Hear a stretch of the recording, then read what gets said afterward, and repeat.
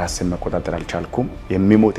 መሰለኝ አባቴ ይዞኝ ጸበል ሄደ ከዚህ በኋላ እሞታለሁ የሚል ሐሳብ ነበረኝ እድናለሁ እኖራለሁ የሚል ተስፋ አልነበረኝምና አንተ ጌታን ብትቀበል ትፈወሳለህ አለችኝ እገላለሁ አለ በቃ አጠፋለሁ ከዚህ በኋላ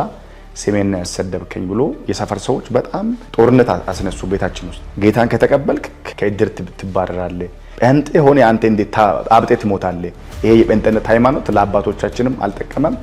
የሰፈር ሰዎች አይቀበሉትም ነበር ይጸየፉት ነበር እኛ ቤት የሚመጣ ሰው ጠፋ እንደተቀመጥኩኝ ያ ብርሃን